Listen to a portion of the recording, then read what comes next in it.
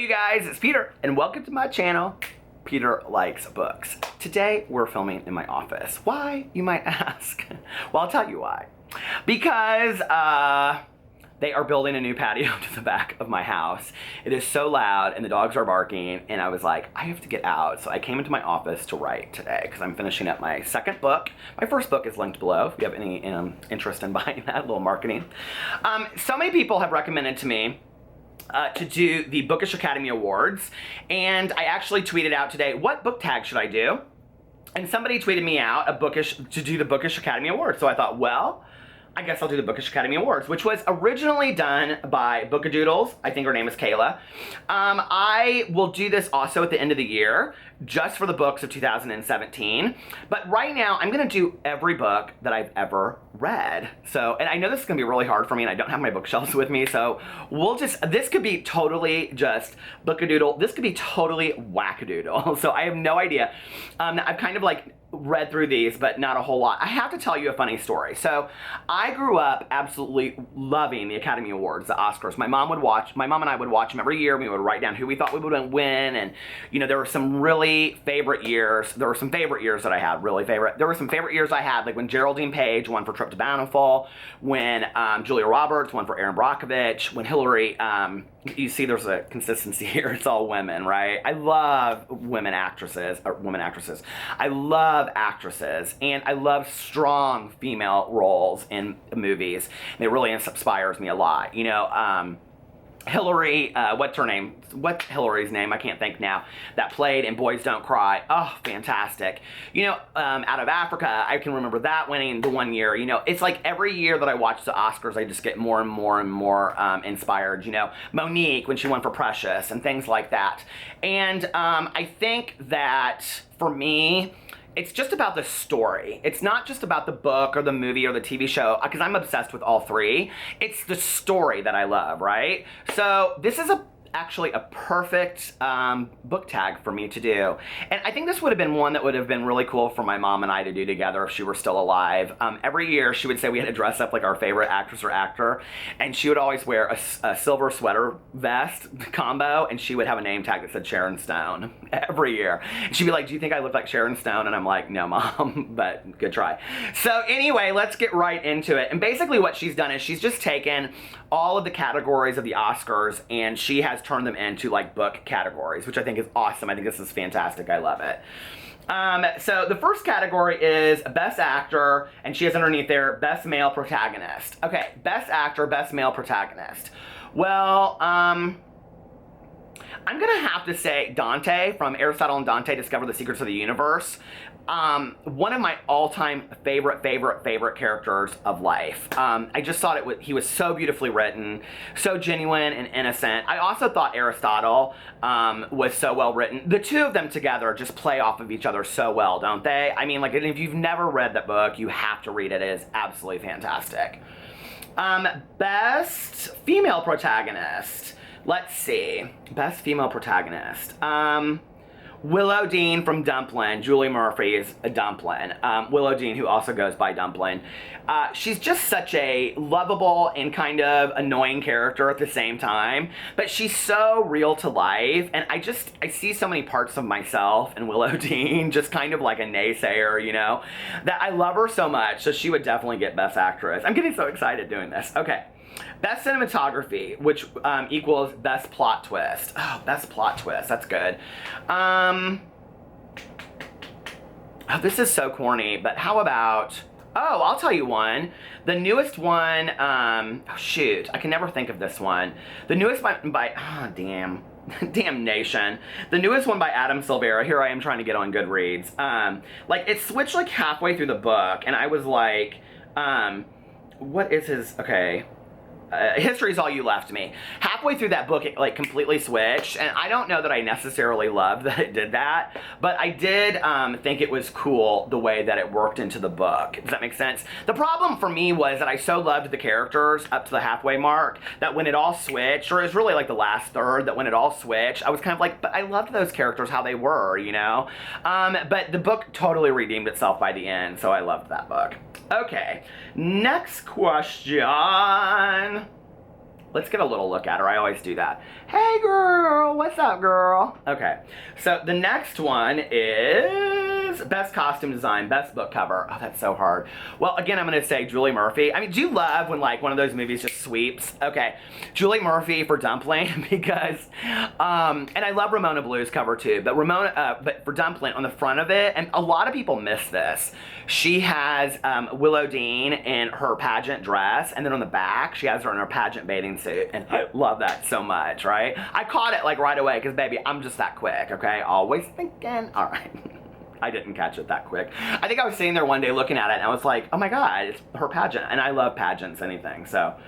Okay, Best Supporting Actress and Actor, Best Male and Female Sidekick. Oh gosh, that's hard. Well, I'm gonna say both of them, and I can't remember their names.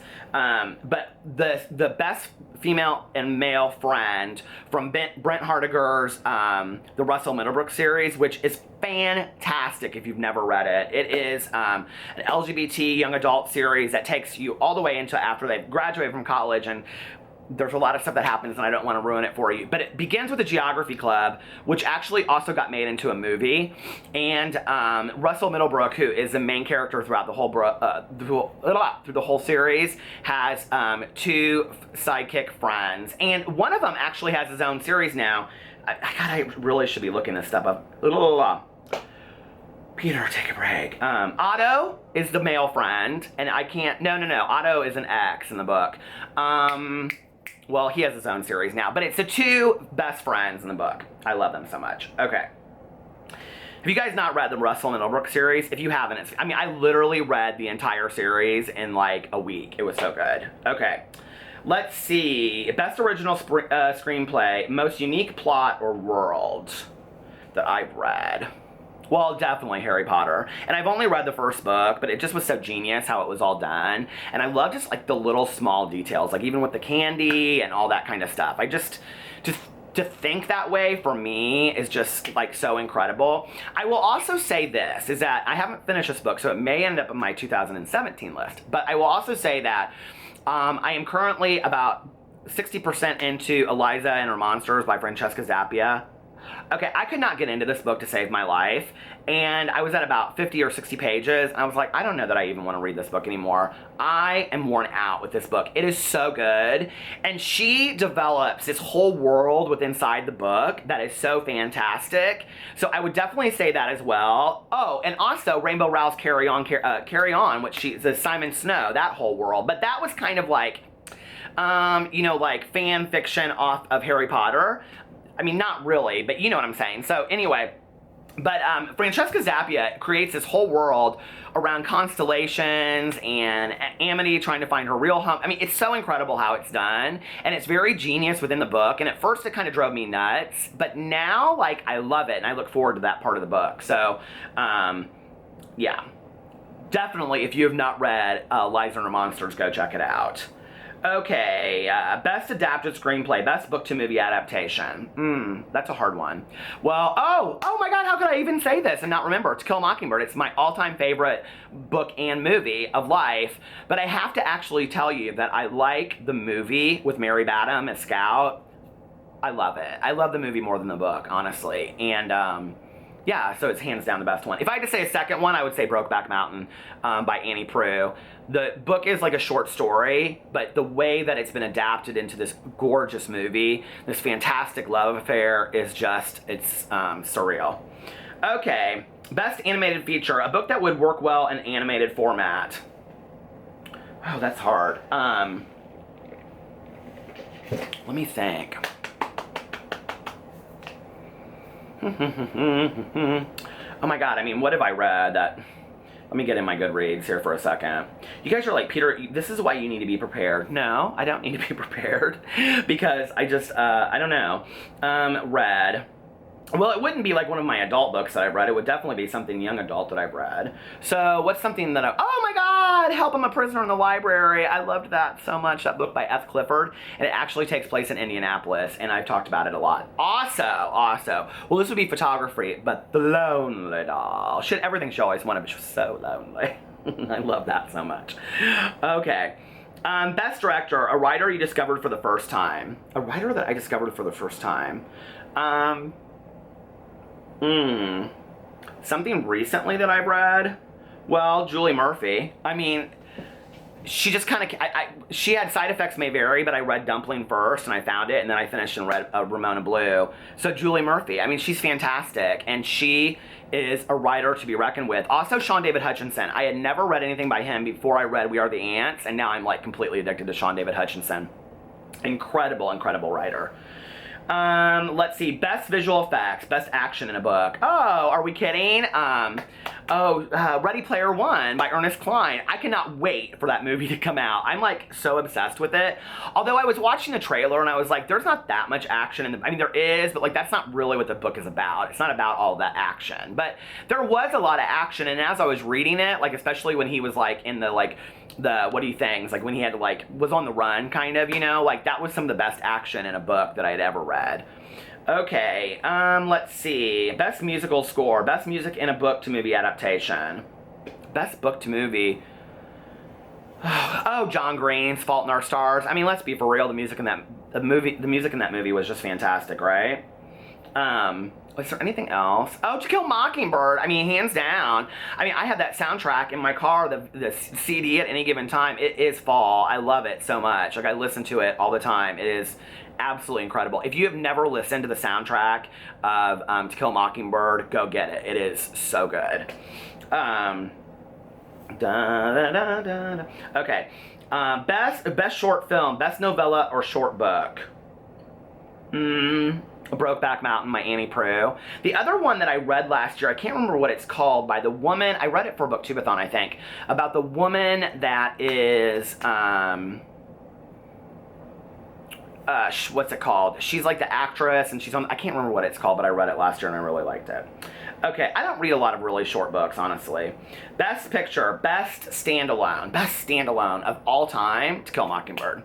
But best standalone modern time, The Hate You Give by Angie Thomas. I mean, let's just be for real, okay? That book is so profound. I mean, it needs to be read by everybody right now. Okay. I mean, I really think that The Hate You Give is the modern day To Kill a Mockingbird. I really, really do. And I think 20 years from now, we'll look at it that way. I think it is that prolific of a book. Okay. And I think Angie Thomas should reach out and say, hey, how you doing? Because I have shouted her out in literally every video I've done. So many people have said to me, I wouldn't have read that book if it weren't for you. And I'm like, why not? And I have to say what's interesting, and this is why I love BookTube so much, is that I actually saw a tweet from Jenna Claire, and I love Jenna, and she tweeted this little thing out about something about the book, and it was on my, I was going to read it like in the next 10 books, and I was like, oh, I'm getting it tomorrow. Like, if she loves it that much, then I'm going to go get it, and so I did. Let's see, best documentary, best historical fiction or nonfiction. Shoot, that's so hard. Well, I want to say Helter Skelter because I am currently reading it, and I've like been on the same page for the last 50 years, but I'm going to say a different one, and people will be like, what is that you're talking about? Cruel Sacrifice by Aphrodite Jones. It's about these 3 girls in Madison, Indiana that murdered Shanda Shear. There are documentaries about it all over the internet and all over YouTube, and it was this crazy documentary. I read it about 20 years ago, this book. I absolutely loved it. It was spooky strange to read it. So Cruel Sacrifice by Aphrodite Jones. There's actually like 3 or 4 books about the series, but that would be the one that I would recommend. So that is the Bookish Academy Awards. I hope you guys enjoyed that. I will, in December, probably towards the end of the year, like, I was not a musical theater major, but shouldn't I have been? Spirit fingers. Okay, but at the end of the year, like the last week, I'll probably do like my 2017 Academy Awards, because I think that would be like just for this year of what I've read. All right, guys, I love you, and I will see you tomorrow. Bye.